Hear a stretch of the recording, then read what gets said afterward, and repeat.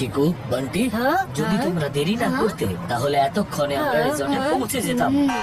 এত অন্ধকারে আমি রাস্তাও বুঝতে পারছি না। পাপা, এইসবই বান্টির ডান্স প্র্যাকটিসের জন্য হয়েছে। পাপা, এগুলো আমার জন্য না, চিকুর জন্য হয়েছে। ওকে ওর ক্রিকেট ম্যাচ দেখতেই হতো। ওফো, চুপ করো তোমরা দুজন। যখনই দেখো একে অপরকে দোষারোপ করছো। আর এদিকে আমার ফোনের জিপিএসটা যে কেন চলছে না? এই এসি একটু বেশি কুলিং করছে। আমি বন্ধ করছি এটাকে। পাপা, আমার গরম লাগছে। তুমি তো জানোই না যে বিনা এয়ার কন্ডিশনে আমার কন্ডিশন খুবই খারাপ হয়ে যায়। গরম যখন লাগছে জানলাটা খোলো, কিন্তু এসি অন হবে না।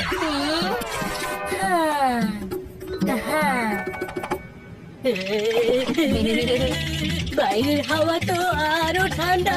জানালাটা বন্ধ কর বান্টি। জানলা বন্ধ হবে না। ঠান্ডা লাগলে এই শলটা নিয়ে নে। কত সুন্দর লাগছে তোকে, পুরো একটা প্রিন্সেসের মতো।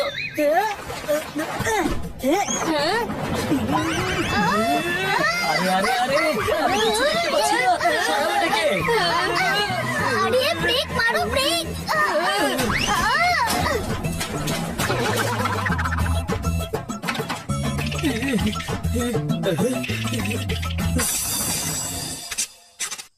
আরে তোমরা দুজনে কি করছো? এক্ষুনি তো অ্যাক্সিডেন্ট হয়ে যেত। সরি পাপা। এতক্ষণ পরে একটাই লাইট দেখতে পেয়েছিলাম, সেটাও নিভে গেল। এবার তুমি কেন বাইরে বেরোলে মেঘা? ওই দেখো, রিসর্ট দেখা যাচ্ছে। কিন্তু তুমি কি করে জানলে? আরে ওই অ্যারোটাও তো ওদিকে ডিরেকশন দিচ্ছে, আর উপরে বোর্ডেও তো লেখা আছে। অবশেষে পাওয়া গেছে। চিকু, বান্টি, তোমরা গিয়ে তাড়াতাড়ি লাগেজ বের করো। কিন্তু পাপা, লাগেজ তো আমরা রিসর্টে পৌঁছানোর পরে বার করব, তাই না? সোনা, রিসর্ট পাহাড়ের ওপরে, আর পাহাড়ের ওপর এই গাড়ি চলে না। চলো লাগেজ বের করো, কারণ এখান থেকে আমরা ট্রেকিং করতে করতে যাব।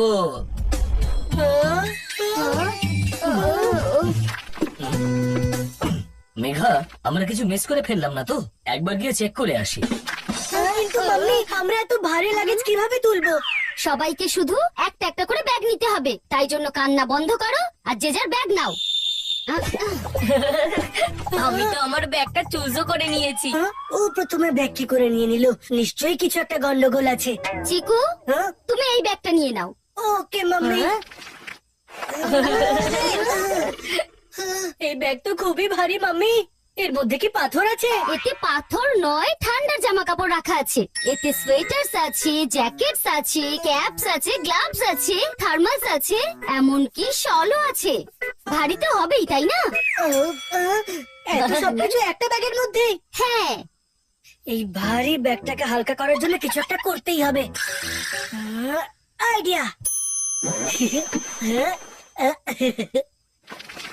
বাইরে ভীষণ ঠান্ডা, বুঝলি বান্টি?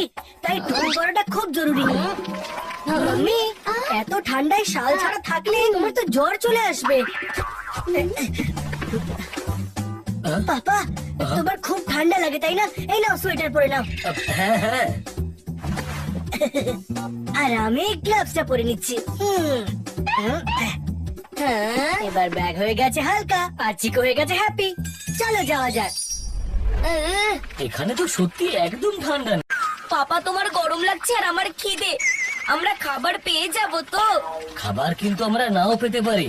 আমরা রিসর্টে যাচ্ছি, তোমার দিদার বাড়িতে নয়। এভাবে কি করে হবে মাম্মি?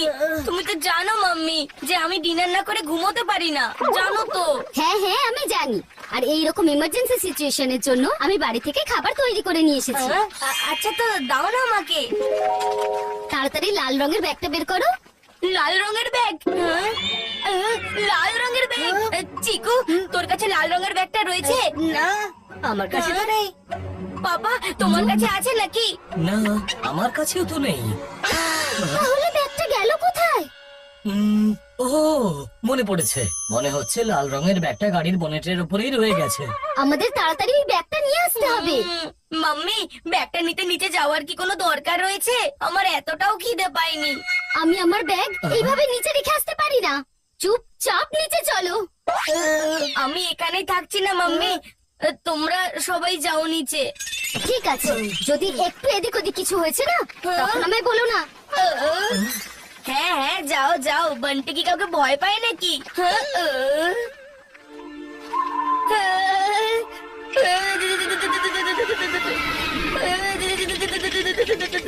আরে দাঁড়াও, আমিও আসছি। মনে হয় ভয় পেয়ে বান্টির বেজে গেছে ঘন্টি। তুই এইভাবে বাদরের মতো এদিক ওদিক কি দেখছিস? বাদরের দিকে, বাদরের দিকে। আমার ব্যাগ, আমার ব্যাগ! আমাকে আমার ব্যাগটা এনে দাও, আমার ব্যাগ! আরে না, সরি মাম্মি, কিন্তু আমি বাদরকে খুব খুব ভয় পাই। আমারও। আরে চিকু বান্টি, তোমরা ওই নকল করা বাদরের গল্পটা শোনোনি? যদি তোমরা বাদরের নকল করো তাহলে সেও তোমাদের নকল করবে। মানে তোমরা যদি বাদরের দিকে কিছু ছড়ো তাহলে সেও তোমাদের দিকে কিছু একটা ছুড়বে। বাবা, সত্যি কি এমন হয়? অবশ্যই হয়। বিশ্বাস হচ্ছে না? নিজেরাই দেখে নাও।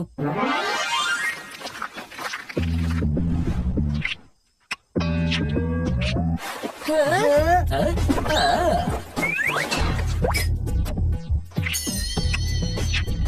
আরে বাবা, হ্যাঁ, এবার দেখো কি করে ও ব্যাগটা আমাদের দিকে ছোড়ে।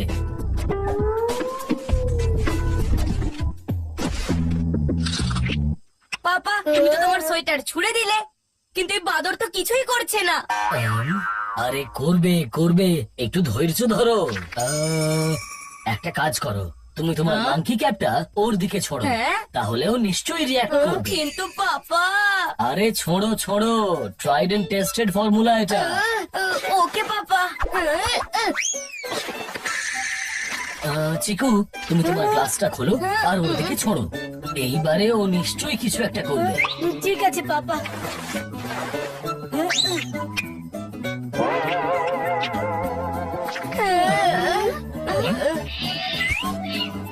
দেখো দেখো, এবার ব্যাগটা ছুঁড়তে চলেছে। নিঘা, তোমার শলটা দিও তো। সোয়েটার চলে গেল, মাংকি ক্যাপও চলে গেল, গ্লাভসও চলে গেল, কিন্তু এই শল কোথাও যাবে না। কিন্তু নিঘা, কিন্তু টিন্তু কিচ্ছু নয়। রাজীব, তুমি এই বাদরের সঙ্গে যে লেনদেন করছো না, বন্ধ করো।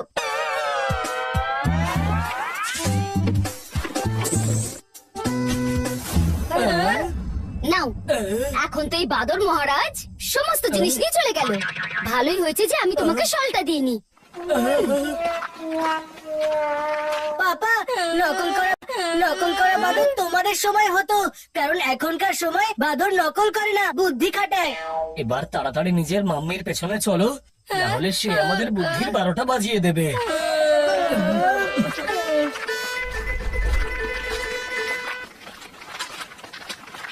এই রিসর্টের বোর্ডটা দেখতে সামনে লাগছে, কিন্তু আছে তো অনেক দূরে।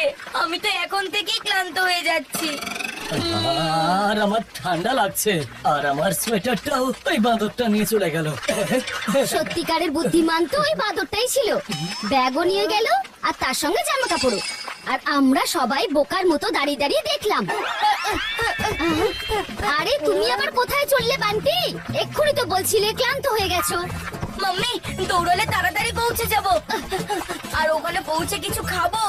এই বান্টি আগে গিয়ে ভালো পেটটা দখল করে নেবে। আমিও যাচ্ছি।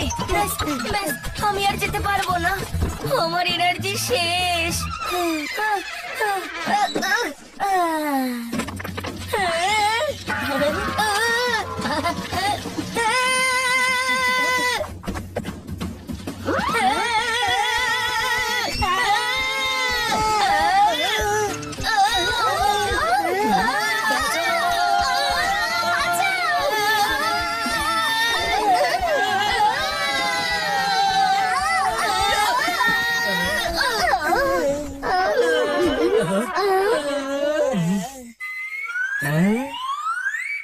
বারাসিংহা রিসর্টে আপনাকে স্বাগত।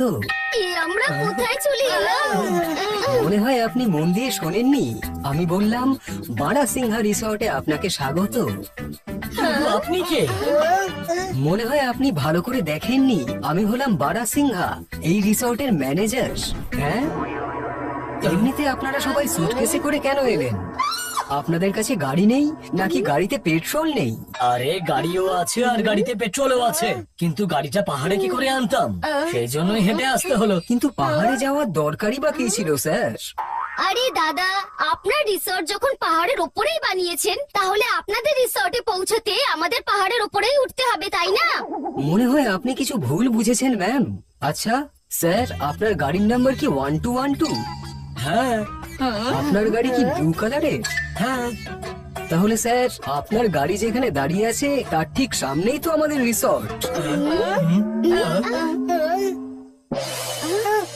কিন্তু আপনার রিসর্টের বোর্ডটা তো পাহাড়ের ওপরে লাগানো আছে। ওই বোর্ড তো রিসর্টের একটা অ্যাড বাচ্চা।